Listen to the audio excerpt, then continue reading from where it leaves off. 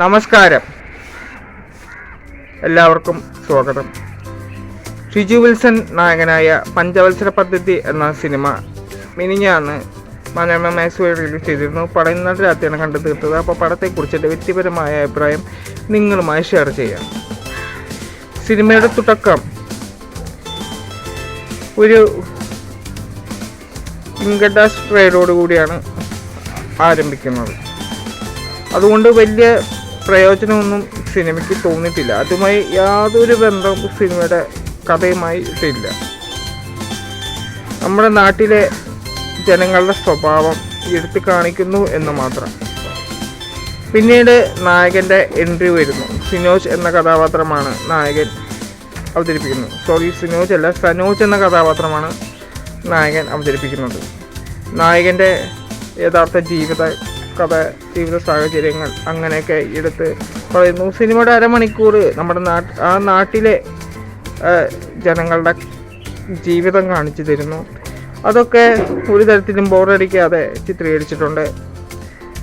പിന്നെ സിനിമ അരമണിക്കൂർ കഴിയുമ്പോൾ വലിയൊരു ഇൻസൾട്ട് സംഭവിക്കുന്നു. ആ ഇൻസൾട്ടിൽ തുടർന്ന് പിന്നീട് കഥ പോകുമെന്ന് വിചാരിച്ചു. പക്ഷെ അതുമായി പിന്നീട് യാതൊരു ബന്ധവും ഉണ്ടായിരുന്നില്ല. മറ്റൊരു രീതിയിലാണ് കഥ പോകുന്നത്. പക്ഷെ എന്നാലും അത് കണ്ടിരിക്കാവുമെന്ന് എനിക്ക് തോന്നിയിട്ടുണ്ട്. പിന്നെ ഷിജു വിൽസൻ്റെ അഭിനയം അത്യാവശ്യം തിരക്കേടില്ലായിരുന്നു. പിന്നെ സിനിമയിലെ നായിക ഒരു പുതുമുഖമാണ്. വലിയ റോളുള്ള കഥാപാത്രമൊന്നും അല്ലാതെ, അതുകൊണ്ട് തന്നെ കാര്യമായിട്ടൊന്നും പറയാൻ ഒന്നുമില്ല.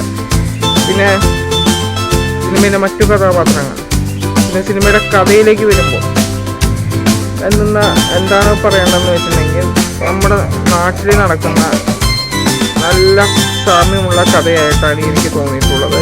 നാട്ടിൻപുറത്തുകാരുടെ ജീവിതം അത് ഒരു ആവറേജ് നിലവാരത്തേക്ക് കൊണ്ടുവന്നു. അപ്പോൾ മൊത്തമായി പറഞ്ഞാൽ സിനിമ ഒരു തവണ കണ്ടിരിക്കാൻ പറ്റിയ ഒരു ആവറേജ് സിനിമയായിട്ടാണ് എനിക്ക് തോന്നിയത്. തിയേറ്ററുകളിൽ ഒരു ആവറേജ് ഹിറ്റ് അടിക്കേണ്ട ഒരു സിനിമ തന്നെയായിരുന്നു പഞ്ചവത്സര പദ്ധതി. പക്ഷേ വലിയ താരനിരകളൊന്നും ഇല്ലാത്തതും കൊണ്ടും സിനിമയ്ക്ക് അധികം പ്രമോഷനോ കാര്യങ്ങളോ കൊടുക്കാത്തത് കൊണ്ടും സിനിമ ഇറങ്ങിയത് പോലും പലരും ആരും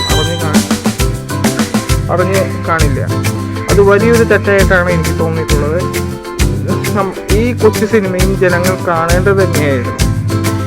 അപ്പോൾ മറ്റൊരു വീഡിയോയുമായി നമുക്ക് വീണ്ടും കാണാം. അതുവരേക്കും ബൈ.